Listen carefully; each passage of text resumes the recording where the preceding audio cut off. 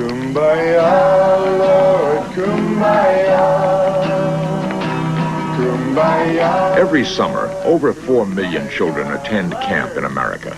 Someone's laughing. They enjoy the usual pleasures of nights around the campfire. They spend lazy days exploring nature from horseback. Camp Rancho Oso, near Santa Barbara, California, is like no other in the country. While it is different, the young campers are just regular kids. Camp founder Dennison Boley. Basically, the kids that come to this camp come from all over the country and indeed all over the world. And they're basically a very normal kid. What they're here to do is to build very specialized, unique vocabulary that's known only to the computer, and therefore they can use the computer as a tool to work for them. Print a segment string out of that so that eventually you wind up with the words computer camp written on one line. Is there any questions? Yeah. It isn't working on the APS. How can we get it to work? See, every different home computer has a little bit different syntax in order to perform the same function. The interaction amongst the kids is fantastic. They all teach each other the skills. So it's like you work with one person, you show them how to do it. Pretty soon, 5 minutes later, you'll see them showing a friend how to do it. And it passes on incredibly quickly how to program the computer. So they teach each other. It's fantastic. A normal program at the camp here would consist of spending several hours on the computers, getting in various facets of learning about how to use computers and interacting with them. And the rest of the time is spent in a very well-rounded activities. They go horseback riding, and they go swimming, and they play tennis and go hiking, and they're really normal kids having a normal time. And what we've done is integrate into that a way to learn to use a new tool, the computer. Start like I said, you can start at line 500. With the knowledge these children now possess, one young man was able to create a computer program to catalog his lawyer father's personal injury cases and antique collection. Another plans a program to analyze his parents' stock purchases.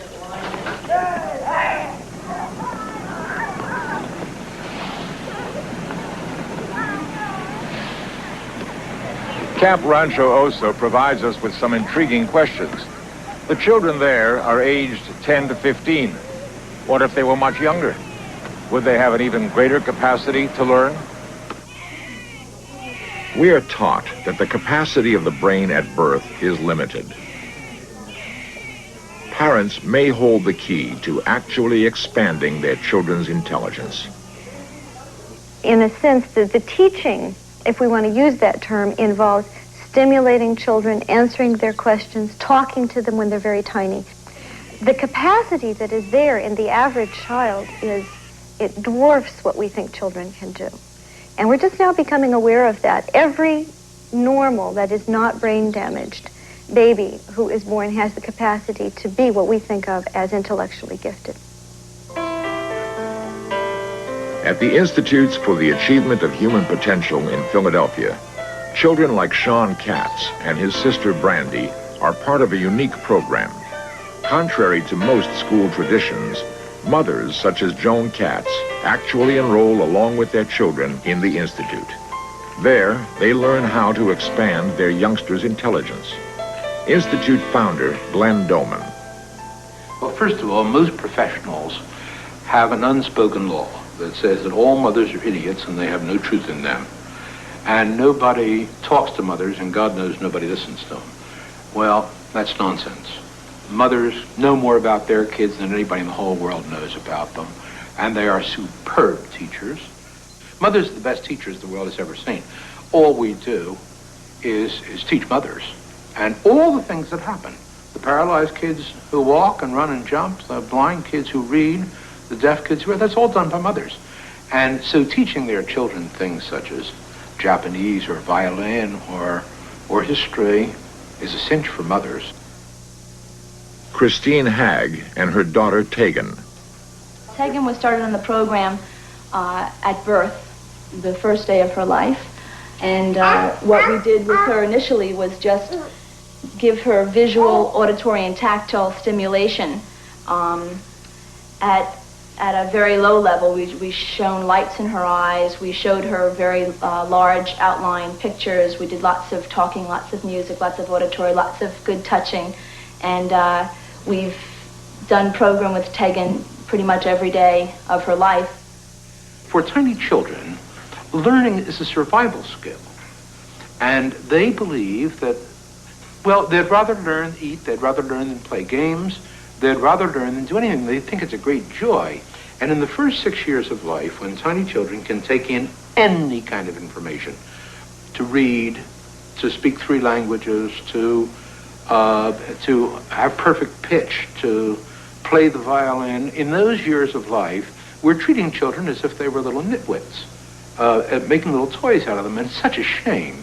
Nature builds in every newborn baby an absolute rage to learn. They want to learn about everything in the world, and right now, at this instant. And the brain grows by use. Therefore, we simply feed that famine for information. Here's Edgar Degas at the Milners. The Starry Night, Vincent van Gogh. Pablo Picasso, the painter and model. This information in the beginning we call bits of intelligence. Let's say photographs of the presidents of the United States. And that has to meet 3 requirements, each of these pieces of intelligence. It has to be discrete, it has to be precise, and non-ambiguous. And they simply say, this is Zachary Taylor. Here we have Abraham Lincoln. And with some paintings, here's The Breakfast Room by Pierre Bonnard. And here we have some frogs. We've got a bullfrog and a pickerel frog. Tegan's seen approximately 10,000 bits now, including her language bits, her different languages that she knows, the music bits that we're doing, art bits, bits in every category, from science to art. Okay. Hey, Tegan, I've got a bullfrog. Where's the bullfrog? Come here, darling. Come get it. That's right. The bullfrog. Ribbit. Right. Good girl. That's it. Very good. Okay, that's the bullfrog. Wonderful. Okay, I'll put that in your pile. That's excellent. And you know what we've got here? I've got a Vincent van Gogh. Where's Vincent van Gogh, The Starry Night? While Tegan at times seems disinterested in her lessons, she has a 70% success rate when identifying her flashcards. Put it in your pile over here. Put it in your pile and do some more presidents, okay? Good girl. Okay. Look who I've got. Tegan. That's good. Okay, I've got Abraham Lincoln, Tegan. Can you find Abraham Lincoln? Which one is Abe? Honest Abe? How is it that Tegan has such advanced visual recognition skills and yet is still in early stages of baby talk? Where is he? That's right. You want to touch Abraham for Mommy? Yeah. Okay, go ahead. Thank you. That's a good girl. Very good. Okay, excellent. Put him in your pile. Okay, you want to see one more? Okay, let's see. How about another frog? Another frog for you? Oh, I've got an eastern gray tree frog. Which one is the eastern gray tree frog? Eastern gray tree frog. Right. Good girl. Very good. Okay, put it in your pile, please. Put it in your pile. That's a good girl. That's wonderful. It is easier to teach a 1-year-old to read than it is to teach a 7-year-old. That's why the schools all flop. It's easier to teach a 1-year-old mathematics than it is to teach a 7-year-old. It's easier to teach a 1-year-old absolutely anything that you can present in an honest and factual way than it is to teach a 7-year-old. So parents simply give them accurate information with love and respect. While Tegan is obviously successful, years of study have even more outstanding results. Sean, age 7, Fumio, age 5, and Brandy, age 5, can not only recite Japanese songs or rhymes, but can fluently communicate in Japanese with one another. This feat alone may seem outstanding. Each equally excels at reading and explaining Shakespeare, and all are learning to be expert gymnasts. For Dr. Doman, there is no question that his program works. It remains for the rest of the educational community, however, to judge whether his techniques can create geniuses out of all children.